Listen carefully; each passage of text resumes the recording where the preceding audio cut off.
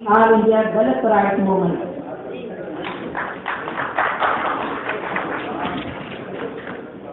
आदरणीय अध्यक्ष मंडल के साथी, मंच पर बैठे हुए नेतागण और देश के कोने कोने से आए दलित और खेत मजदूर क्रांतिकारी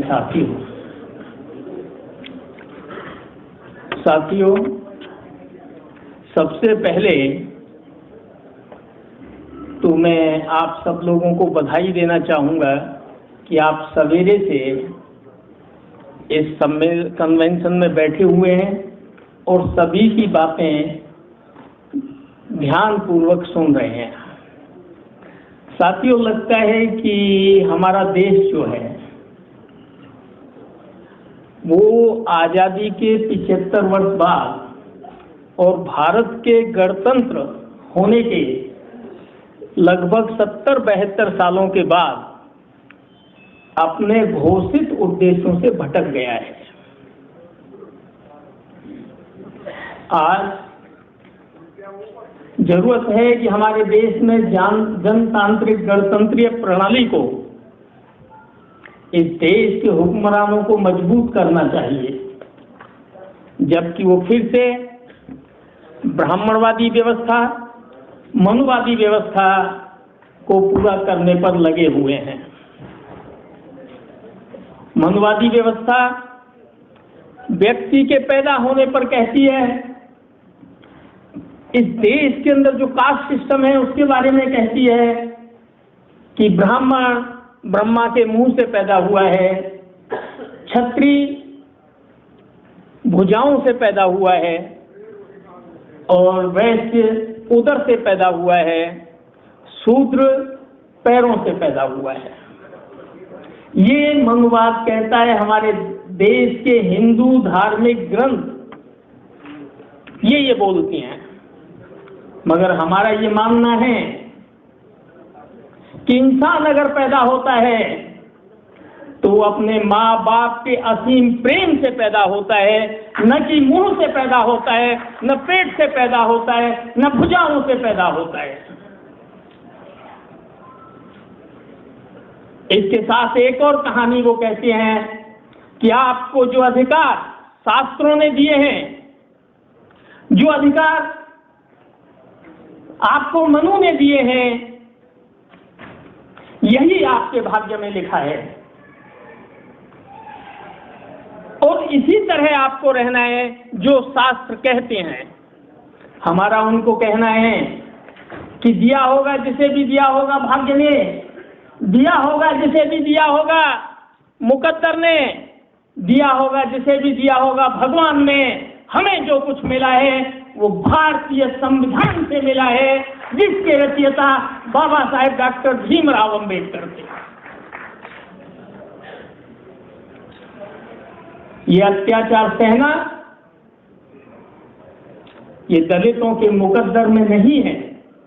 और हम एक और कहना चाहते हैं, एक बात और, कि अनुसूचित जाति और अनुसूचित जनजातियां ये आपके कास्ट सिस्टम में नहीं आती, न ये सूत्रों में आती हैं और न ही ये ब्राह्मणों में आती हैं। अनुसूचित जातियां, अनुसूचित जनजातियां ये अलग से आउटकास्ट है, इसका कहीं पर भी कोई वर्णन नहीं है। 1930 के अंदर अंग्रेजों ने यहाँ एक जातिगत जनगणना कराई थी, जिसको प्रकाशित किया गया था 1935 में। उसमें ये तमाम जातियां जो शेड्यूल कास्ट में कही जाती हैं, इन सबको एक शेड्यूल में डाला गया था और इन्हें शेड्यूल कास्ट कहा गया। इन पर हिंदू धर्म का कोई भी नियम लागू नहीं होता, मगर धीरे धीरे प्रचार इस तरह हुआ मनुवाद का कि इनको हिंदू धर्म के अंदर समाहित कर लिया गया।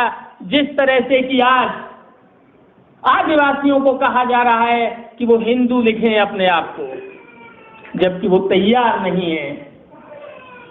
अत्याचार इसलिए होता है कि हम बर्दाश्त करते हैं और हमारी महिलाओं के साथ, हमारी बच्चियों के साथ, हमारी बेटियों के साथ जो जुल्म होता है वो इस कारण से होता है कि वो चाहते हैं कि ये अनुसूचित जाति, अनुसूचित जनजाति के लोग समाज के अंदर सर उठाकर न चल सकें, इसलिए ये अत्याचार किए जाते हैं। और इन अत्याचारों का मुकाबला आपको अपनी एकता के साथ करना ही होगा। साथियों, आज एक अत्याचार नहीं होता,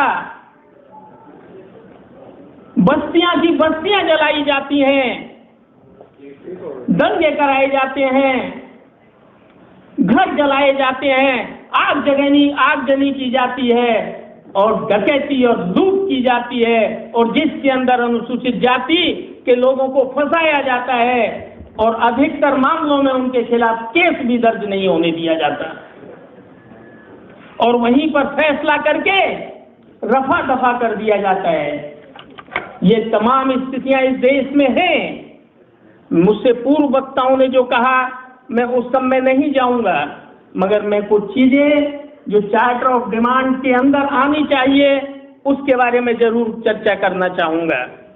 2011 में सामाजिक, आर्थिक और जातीय जनगणना हुई थी, सर्वे, मगर इस पर जातीय जनगणना को इन्होंने पब्लिश नहीं किया सरकार ने, बाकी दूसरे किए।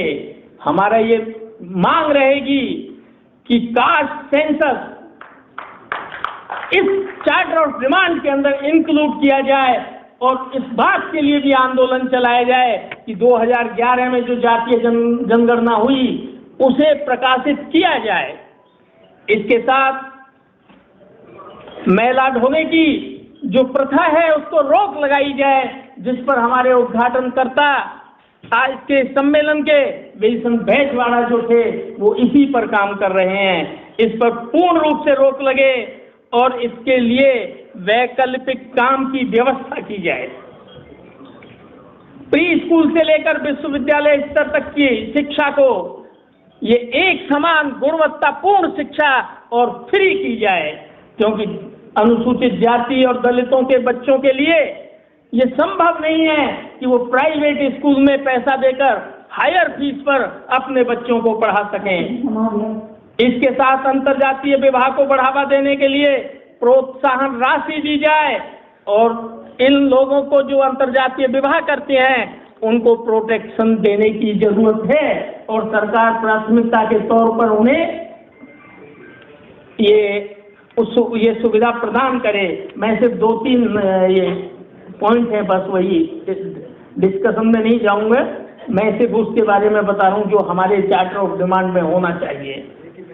हाँ, 1 मिनट। साथियों, नई श्रम संहिताओं, नए कृषि कानूनों और बिजली संशोधन बिल जो 2020 में पारित किए गए, इनको तुरंत रद्द किया जाना चाहिए। इसके साथ संपूर्ण देश में दलितों के लिए, अनुसूचित जाति जनजाति के लिए आवासीय प्लॉट की व्यवस्था हो।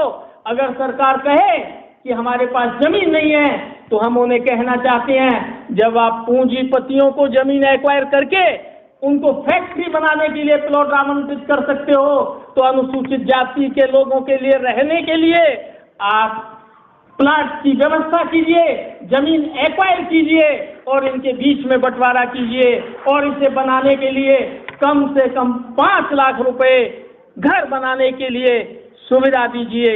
और उन तमाम लोगों को जिनके पास कोई जमीन नहीं है घर बनाने की, जिन्हें किसी भी तरह का किसी आवासीय का लाभ नहीं मिलता, उनको जमीन और ये उसको बनाने के लिए घर, दोनों चीज, दोनों पैसा उसके लिए दिया जाना चाहिए। इन्हीं शब्दों के बाद मैं अपनी बात समाप्त करता हूँ। इंकलाब जिंदाबाद, संघर्ष जिंदाबाद।